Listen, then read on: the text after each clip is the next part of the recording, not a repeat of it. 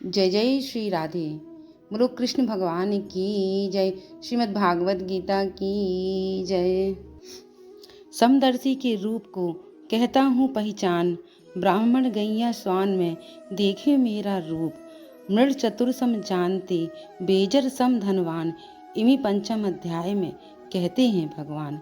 हे कुंती सुध्यान से सुनो लगाकर कान, हाथी और विद्वान सम निर्मल और भूप। ऐसा समदर्शी पुरुष मोको अति प्रिय मान, योग और समदर्शिता सम पांडव तू जान।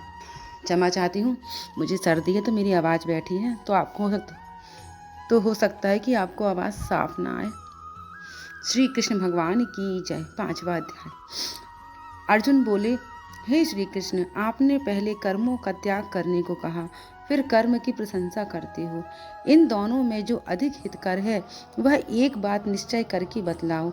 श्री कृष्ण जी बोले, हे अर्जुन, कर्मों का त्याग और कर्मों का कर्ता ये दोनों ही मोक्ष प्राप्त करा देने वाले हैं, परंतु इन दोनों में कर्म त्याग से कर्म योग हितकर है। जो किसी से द्वेष नहीं रखता और न किसी पदार्थ की इच्छा ही करता है, वही नित्य सन्यासी है। सन्यास और योग को मूर्ख लोग ही अलग अलग कहते हैं। जो इन दोनों में से एक में भी अच्छी तरह स्थिर हो जाता है, उसको दोनों का फल प्राप्त होता है। ज्ञान योगियों को जो स्थान मिलता है, वही स्थान कर्म योगियों को भी प्राप्त होता है। हे महाबाहो, कर्म योग के बिन संन्यास का प्राप्त होना दुष्कर है। कर्म करने वाले मुनिजनों को ब्रह्म प्राप्त होने में विलंब नहीं लगता। कर्म योग युक्त शुद्ध अंतकरण वाला, मन तथा इंद्रियों को जीतने वाला, संपूर्ण प्राणियों में अपनी आत्माओं को देखने वाला, कर्म करता हुआ भी कर्म फल में लिप्त नहीं होता।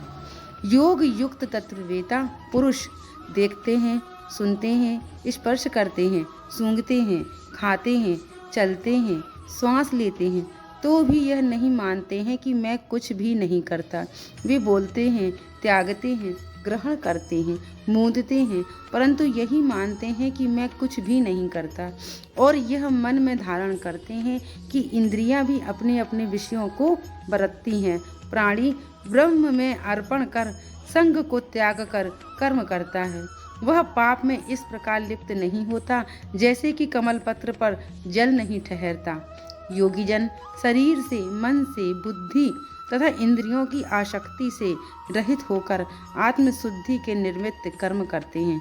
योग युक्त पुरुष कर्म फल को त्याग कर मोक्ष रूप शांति का लाभ प्राप्त करते हैं, और जो योग रहित है वह कर्म की इच्छा के बंधन में पड़ जाता है। सब कार्यों को मन से त्याग करके जो प्राणी इस नवद्वार इंद्रियों की देह रूपी पुरी में ना कुछ करता है और ना कुछ कराता है, आनंद पूर्वक रहता है। परमेश्वर किसी की कर्म में प्रवृत्ति नहीं करता, न कर्म व फल को उत्पन्न करता है।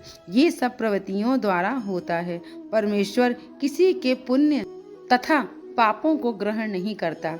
ज्ञान को अज्ञान से आच्छादित है, उससे जीव मोह को प्राप्त होता है, परंतु आत्मज्ञान द्वारा जिसका अज्ञान नष्ट हो गया है, उसका वह आत्मज्ञान परमेश्वर के रूप को ऐसा प्रभावित करता है जिस प्रकार सूर्य संपूर्ण संसार को प्रकाशित कर देता है।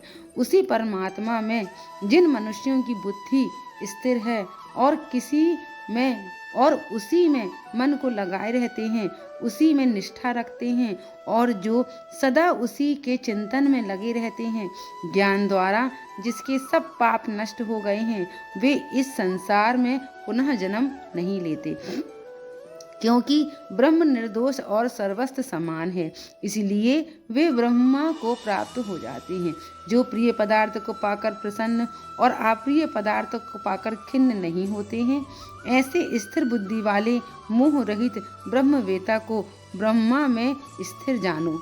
जो बाहरी पदार्थों में चित्त को आसक्त नहीं होने देते, वही आत्मा आत्म सुख का अनुभव करता है। इंद्रियों के स्पर्श से जो भोग किए जाते हैं वे वस्तुएं दुखदायी होती हैं, उनका आदि भी और अंत भी है। हे कौन्ते, ज्ञानी लोग ऐसे भोगों में रक्त नहीं होते। शरीर छूटने के पहले जो मनुष्य काम और क्रोध के वेग को सहन करने में समर्थ होता है वह योगी और सच्चा सुखी है। जो योगी आत्म सुख से सुखी, अंतरात्मा के आनंद से आनंदित और अंतर ज्योति से ही प्रकाशित है, वह ब्रह्म रूप होकर ब्रह्म निर्वाह को प्राप्त होता है। काम और क्रोध जिसमें नहीं है, मन के वेग को जिसने रोक लिया है, ऐसे आत्मज्ञानी योगियों को ब्रह्म निर्वाह सहज ही प्राप्त हो जाता है। बाहरी पदार्थों के संयोग से अलग रहकर दोनों भवों के बीच में दृष्टि लगाकर नासिका के भीतर चलने वाली प्राणवायु और अपानवायु को सम करके इंद्रियों, मन और बुद्धि को वश में करके इच्छा, भय तथा क्रोध को त्याग कर मोह की इच्छा करने वाले योगीजन जीव मुक्त हैं। जो मुझको सब यज्ञों और तपों को भोगता, संपूर्ण लोकों का स्वामी और सब प्राणियों को मित्र मानते हैं, उन्हीं को शांति प्राप्त होती है। बोलो कृष्ण भगवान की जय। श्रीमद् भागवत गीता की जय। भागवत गीता के 5वें अध्याय की जय। जय जय श्री राधे श्याम।